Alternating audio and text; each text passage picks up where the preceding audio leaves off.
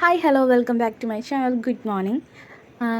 ഇന്നത്തെ ഒരു വീഡിയോ എന്ന് വെച്ചിട്ടുണ്ടെങ്കിൽ നിങ്ങളോട് ഒരു എക്സാമിൻ്റെ കാര്യം പറയാൻ വേണ്ടിയിട്ടാണ്. അതായത് UPSC ഇപ്പോൾ നമ്മൾ UPSC civil service examination prepare ചെയ്യുന്നവർക്ക് ഒരു പ്ലാൻ ബി എന്ന രീതിക്കൊക്കെ നോക്കാൻ പറ്റുന്ന ഒരു നല്ലൊരു എക്സാമാണ് ഈ വരുന്നത്. അതായത് അതിൻ്റെ നോട്ടിഫിക്കേഷൻ ഇതുവരെ വന്നിട്ടില്ല, പക്ഷേ 2025 ആ എക്സാം വരുമെന്ന് എല്ലാവരും എക്സ്പെക്റ്റ് ചെയ്യുന്നുണ്ട്. അപ്പോൾ ആ എക്സാമാണ് UPSC തന്നെ നടത്തുന്ന EPFOയുടെ എക്സാം, എംപ്ലോയ്മെൻറ്റ് പ്രൊവിഡൻറ്റ് ഫണ്ട് ഓർഗനൈസേഷൻ്റെ എക്സാം. അത് 2 പോസ്റ്റിലേക്കാണ് എക്സാം വരുന്നത്. ഒന്ന് എൻഫോഴ്സ്മെൻറ്റ് ഓഫീസറുടെ പോസ്റ്റിലേക്കും പിന്നെ ഒന്ന് അസിസ്റ്റൻറ്റ് പ്രൊവിഡൻറ്റ് ഫണ്ട് കമ്മീഷണറുടെ പോസ്റ്റിലേക്കുമാണ് വന്നത്. രണ്ടും ഗ്രേഡ് ബി ജോബാണ്. അതായത് ഞാൻ രണ്ടാമത് പറഞ്ഞ അസിസ്റ്റൻറ്റ് പ്രൊവിഡൻറ്റ് ഫണ്ട് കമ്മീഷണർ, അതായത് APFCയുടെ ബേസിക് പേ എന്ന് പറയുന്നത് 56,100 റുപ്പീസാണ് മന്ത്ലി. സ്റ്റാർട്ടിംഗ് ബേസിക് പേ എന്ന് പറയുന്നത്, അതായത് നമ്മുടെ സിവിൽ സർവീസ് ജോയിൻ ചെയ്യുന്ന ആളുടെ ബേസിക് പേയും ഇതും ഈക്വലാണ്, APFCയുടെ ബേസിക് പേയും തമ്മിൽ. പിന്നെ എൻഫോഴ്സ്മെൻറ്റ് ഓഫീസറിൻ്റെ ബേസിക് പേ എന്ന് പറയുന്നത് 47,600 റുപ്പീസാണ് വരുന്നത്. പിന്നെ ഇതിൻ്റെ നോട്ടിഫിക്കേഷൻ ഇതുവരെയായിട്ടും വന്നിട്ടില്ല. ഫെബ്രുവരി ലാസ്റ്റ് അല്ലെങ്കിൽ മാർച്ചൊക്കെ ആകുമ്പോഴായിരിക്കും ഇതിൻ്റെ നോട്ടിഫിക്കേഷൻ വരുന്നത്. അങ്ങനെയാണ് നമ്മൾ എക്സ്പെക്റ്റ് ചെയ്യുന്നത്. പിന്നെ ഇത് എല്ലാ വർഷവും നടക്കുന്നൊരു എക്സാം അല്ല, ഒരു 2 വർഷം കൂടുമ്പോഴൊക്കെയാണ് ഈ എക്സാം വരാറ്. ഇപ്പോൾ ലാസ്റ്റ് നടന്നത് തന്നെ 2023 ഈ എക്സാം നടന്നത്. പിന്നെ ഈ എക്സാമിനെ കുറിച്ച് പറയുകയാണെങ്കിൽ 2 ഘട്ടങ്ങളിലായിട്ടാണ് ഈ എക്സാം നടക്കുന്നത്. ഒന്ന് ഫേസ് 1 റിക്രൂട്ട്മെൻറ്റ് ടെസ്റ്റ്, പിന്നെ ഫേസ് 2 പേഴ്സണാലിറ്റി ടെസ്റ്റ് വരും. ഇപ്പോൾ നമ്മുടെ സിവിൽ സർവീസ് എക്സാം പോലെ ഇതിൽ 3 ഘട്ടങ്ങളിലില്ല, ഇതിലാകെ 2 ഘട്ടങ്ങൾ മാത്രമേ ഉള്ളൂ. റിക്രൂട്ട്മെൻറ്റ് ടെസ്റ്റും പിന്നെ അതിൽ ക്വാളിഫൈ ആവുന്നവർ ഇൻ്റർവ്യൂവിന് വിളിക്കും. അപ്പോൾ ഫസ്റ്റത്തെ ഫേസ് എന്ന് പറഞ്ഞാൽ റിക്രൂട്ട്മെൻറ്റ് ടെസ്റ്റ്. അതിൽ ഒബ്ജക്റ്റീവ് ടൈപ്പ് ക്വസ്റ്റ്യൻസ് ആയിരിക്കും ചോദിക്കുന്നത്. ഓഫ്ലൈൻ മോഡായിരിക്കും. നമുക്ക് കേരളത്തിൽ ട്രിവാൻഡ്രമാണ് സെൻറ്റർ ഇട്ടേക്കുന്നത്, അവിടെ മാത്രമേ ഞാൻ കണ്ടിട്ടുള്ളൂ. പിന്നെ 2 അവരായിരിക്കും ക്വസ്റ്റ്യൻ, അതായത് എക്സാം നടക്കുന്നത്. പിന്നെ ടോട്ടൽ 120 ക്വസ്റ്റ്യൻസ് ഉണ്ടാവും. 120 ക്വസ്റ്റ്യൻസിൽ ഓരോ ക്വസ്റ്റ്യനും 2.5 മാർക്ക് വീതം വെച്ചിട്ട് 300 മാർക്കിലായിരിക്കും റിക്രൂട്ട്മെൻറ്റ് ടെസ്റ്റ് നടക്കുക. പിന്നെ നെഗറ്റീവ് മാർക്കുണ്ട്, ഓരോ തെറ്റുത്തരത്തിനും 1/3 മാർക്ക് വെച്ച് കുറഞ്ഞുകൊണ്ടിരിക്കും. പിന്നെ റിക്രൂട്ട്മെൻറ്റ് ടെസ്റ്റിൽ ക്വാളിഫൈ ആവുന്നവർക്ക്, അതായത് കട്ട് ഓഫ് കിടക്കുന്നവരെ ഇൻ്റർവ്യൂവിന് വിളിക്കും, പേഴ്സണാലിറ്റി ടെസ്റ്റിന് വേണ്ടി വിളിക്കും. പേഴ്സണാലിറ്റി ടെസ്റ്റ് ടോട്ടൽ 100 മാർക്കിലാണ് നടക്കുന്നത്. ഈ 2 ഫേസിൻ്റെ മാർക്ക് കൂട്ടിയിട്ടായിരിക്കും നമ്മുടെ ഫൈനൽ റാങ്ക് തീരുമാനിക്കുന്നത്. പിന്നെ ഈ എക്സാം എഴുതേണ്ട ക്വാളിഫിക്കേഷനെ കുറിച്ച് പറയാം. എൻഫോഴ്സ്മെൻറ്റ് ഓഫീസറിന് വേണ്ട ക്വാളിഫിക്കേഷൻ എന്ന് വെച്ചിട്ടുണ്ടെങ്കിൽ എഡ്യൂക്കേഷണൽ ക്വാളിഫിക്കേഷനായിട്ട് നമുക്ക് ഏതെങ്കിലും ഒരു റെക്കഗ്നൈസ്ഡ് യൂണിവേഴ്സിറ്റിയിൽ നിന്ന് ഒരു ഡിഗ്രി വേണം. പിന്നെ ഇതിന് മിനിമം ഏജ് ലിമിറ്റ് ഇല്ല, അതായത് ഇത്ര വയസ്സ് മിനിമം ഏജ്. സിവിൽ സർവീസിനുള്ള പോലെ നമുക്ക് 21 വയസ്സാലെ ഈ എക്സാം എഴുതാൻ പറ്റുള്ളൂ, അങ്ങനെ ഒന്നുമില്ല ഇതിൽ. പക്ഷേ ഇതിന് മാക്സിമം ഏജ് ലിമിറ്റ് ഉണ്ട്. നമുക്ക് 30 വയസ്സ് വരെയാണ് ജനറൽ കാറ്റഗറിയിലുള്ളവർക്ക് എഴുതാൻ പറ്റുള്ളൂ. SC STക്കൊക്കെ ഏജ് റിലാക്സേഷൻ ഉണ്ട്. പിന്നെ ഒരാൾക്ക് എത്ര അറ്റംപ്റ്റ് വേണമെങ്കിലും എടുക്കാം. ഇപ്പോൾ നമ്മുടെ സിവിൽ സർവീസ് പോലെ 6 അറ്റംപ്റ്റ് ഒരാൾക്ക്, അങ്ങനെ ഒരു ലിമിറ്റ് ഇതിലില്ല. എത്ര അറ്റംപ്റ്റ് വേണമെങ്കിലും നമുക്ക് ചെയ്യാം. പക്ഷേ പ്രശ്നം എന്താണെന്ന് വെച്ചിട്ടുണ്ടെങ്കിൽ ഈ എക്സാം എല്ലാ വർഷവും നടക്കില്ല, 2 വർഷമൊക്കെ കൂടുമ്പോഴായിരിക്കും ഈ എക്സാം വന്നത്. പിന്നെ APFCയിലേക്ക് വരാൻ നേരത്തെ സെയിം തന്നെ ഡിഗ്രിയാണ് എഡ്യൂക്കേഷണൽ ക്വാളിഫിക്കേഷൻ. ബട്ട് ചില എഡ്യൂക്കേഷണൽ ക്വാളിഫിക്കേഷൻ്റെ കാര്യങ്ങൾ അവർ പറയുന്നുണ്ട്. അതിൽ പാസ്സായവർക്ക് അഡീഷണൽ ബെനിഫിറ്റ്സ് ഉണ്ട്, അതായത് ഡിപ്ലോമ ഇൻ കമ്പനി ലോ, പിന്നെ ലേബർ ലോ, പബ്ലിക് അഡ്മിനിസ്ട്രേഷൻ ഒക്കെ ചെയ്തവർക്ക് അഡീഷണൽ ബെനിഫിറ്റ്സ് ഉണ്ട്.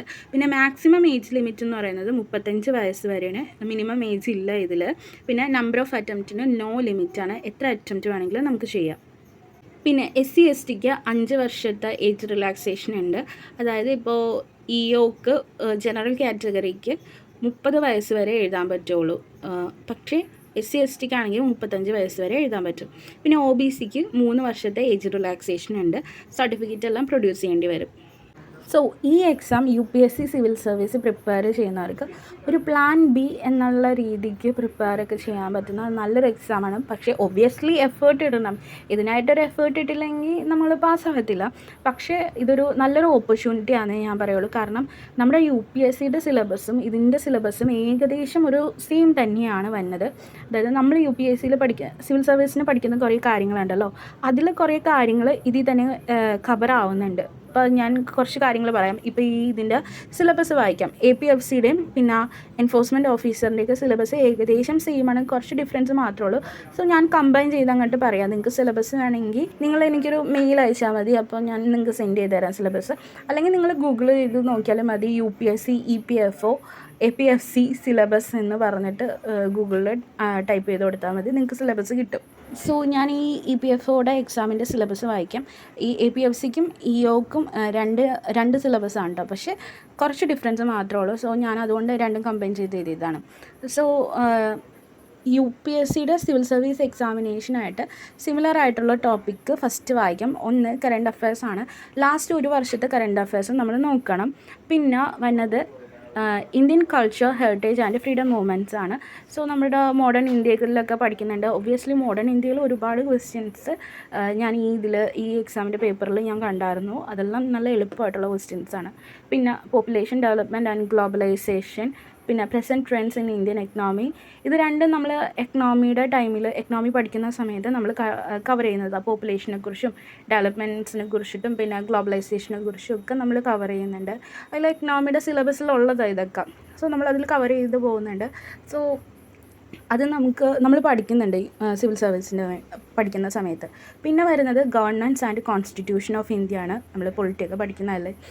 പൊളിറ്റിയിൽ നമ്മൾ ലക്ഷ്മികാന്തിൽ പഠിച്ചു കഴിഞ്ഞിട്ടുണ്ടെങ്കിൽ സോൾവ് ചെയ്യാൻ പറ്റുന്ന ക്വസ്റ്റ്യൻസൊക്കെ ഇതിൽ ചോദിക്കുന്നുണ്ട്. പിന്നെ ജനറൽ സയൻസ് ചോദിക്കുന്നുണ്ട്.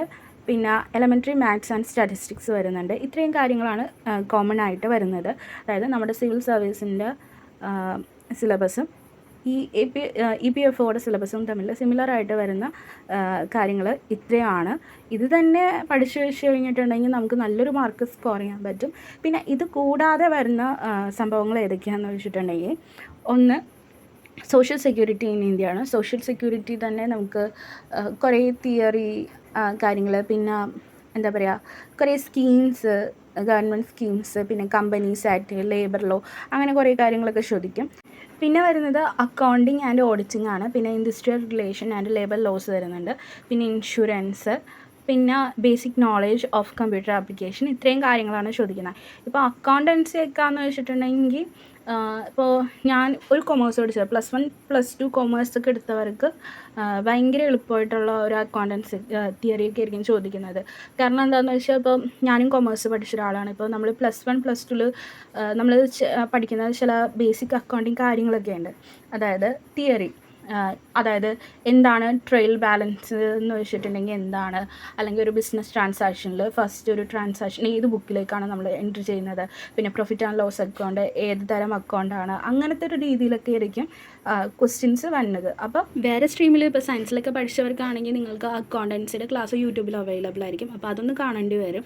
ബാക്കി അക്കൗണ്ടൻസി പഠിച്ചവർക്കാണെങ്കിൽ നിങ്ങൾ ആ ഒരു ടെക്സ്റ്റ് ഉണ്ടെങ്കിൽ അതെടുത്ത് വായിച്ചാൽ മതി, ഈസി ആയിട്ട് നിങ്ങൾക്ക് മനസ്സിലാക്കാവുന്നുള്ളൂ. പിന്നെ ഞാൻ പറയാതെ ജനറൽ ഇംഗ്ലീഷും കൂടി വന്നിട്ടുണ്ടോ സിലബസിൽ. സോ ഈ എക്സാമിനെ കുറിച്ച് പറയുകയാണെങ്കിൽ ഇത്രയേ ഉള്ളൂ. കുറച്ചും കൂടി ഡീറ്റെയിൽഡ് ആയിട്ട് നമുക്ക് പിന്നെ ഒരിക്കൽ പറയാം. അപ്പോൾ ഇത്രയുള്ള വീഡിയോ. അടുത്തൊരു വീഡിയോ ആയിട്ട് കാണുന്നവരെ ബൈ ബൈ.